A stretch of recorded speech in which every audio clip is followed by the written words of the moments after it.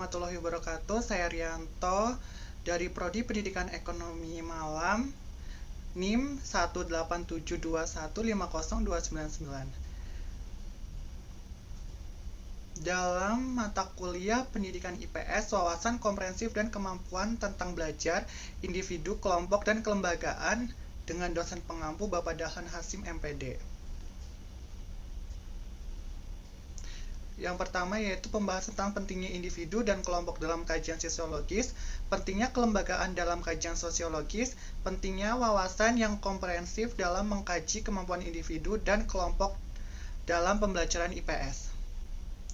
Yang pertama, pentingnya individu dan kelompok dalam kajian sosiologis.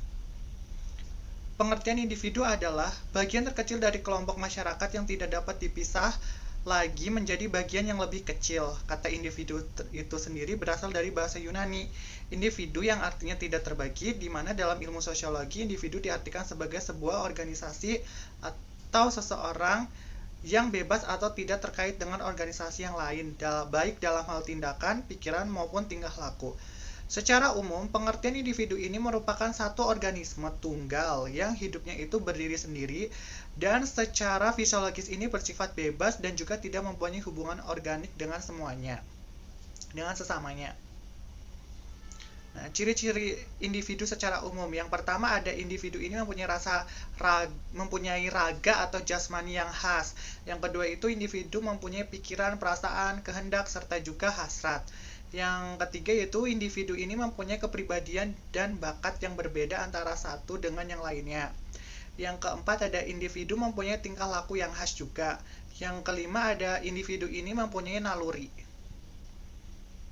Nah, kelompok dalam kajian sosiologis. Secara sosiologis, kelompok adalah setiap kumpulan manusia yang memiliki pola interaksi yang terorganisir terjadi secara berulang-ulang. Hakikat keberadaan kelompok sosial bukanlah terletak pada dekatnya jarak fisik, melainkan pada kesadaran. Kelompok sosial adalah kumpulan manusia yang memiliki kesadaran bersama akan keanggotaan dan saling berinteraksi. Tujuan dibentuknya kelompok sosial adalah untuk mewujudkan penerapan nilai-nilai sosial yang ada dan dibutuhkan dalam suatu struktur sosial pada suatu masyarakat. Jenis-jenis kelompok sosial. Yang pertama yaitu ada kelompok kekerabatan.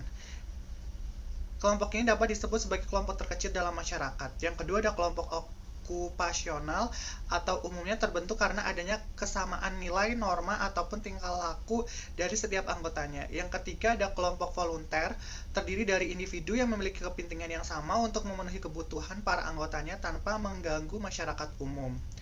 Yang keempat ada kelompok masyarakat pedesaan. Terus yang kelima ada kelompok masyarakat perkotaan. Yang kedua ada pentingnya kelembagaan dalam kajian sosiologis. Pengertian kelembagaan. Kelembagaan berasal dari kata lembaga yang berarti aturan dalam organisasi atau kelompok masyarakat untuk membantu anggotanya agar dapat berinteraksi satu dengan yang lain. Kelembagaan sosial ialah suatu sistem tata kelakuan dan hubungan yang terpusat kepada aktivitas-aktivitas untuk memenuhi kompleks-kompleks kebutuhan khusus dalam kehidupan masyarakat. Itu menurut Kunchoroningrat tahun 1964. Kelembagaan sosial juga dimaknai sebagai himpunan norma-norma dari segala tingkatan yang berkisar pada suatu kebutuhan pokok di dalam kehidupan masyarakat. Ini pendapat dari Surjono Sukanto, 1990.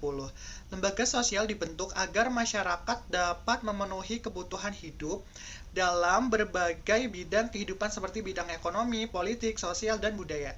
Selain itu, lembaga sosial dibentuk agar masyarakat dapat hidup dengan teratur. Macam-macam lembaga. Yang pertama ada lembaga keluarga, terus lembaga agama, lembaga ekonomi, lembaga pendidikan, dan lembaga politik. Fungsi lembaga yang pertama yaitu memberikan pedoman berperilaku kepada individu atau masyarakat. Yang kedua, menjaga keutuhan. Yang ketiga, memberi pegangan kepada masyarakat untuk mengadakan kontrol sosial. Sedangkan tujuan lembaga yaitu untuk memenuhi kebutuhan-kebutuhan pokok manusia, memberikan pedoman pada anggota masyarakat bagaimana bertingkah laku atau bersikap dalam menghadapi masalah-masalah dalam masyarakat, terutama yang menyangkut kebutuhan-kebutuhan manusia. Pentingnya wawasan yang komprehensif dalam mengkaji kemampuan individu dan kelompok dalam pembelajaran IPS. Pembelajaran secara komprehensif merupakan langkah implementasi dari rencana pembelajaran terpadu secara menyeluruh, berisi rincian dari prosedur pembelajaran, model pembelajaran komprehensif dalam pendidikan IPS yang difokuskan untuk meningkatkan keterampilan sosial siswa. Pembelajaran komprehensif berisi komponen-komponen yang sama dengan rencana pembelajaran sebagaimana digunakan di sekolah yang biasa disebut dengan rencana pelaksanaan pembelajaran atau RPP. Tetapi memiliki spesifik untuk mengajarkan tema atau topik-topik IPS yang menekankan keterampilan sosial.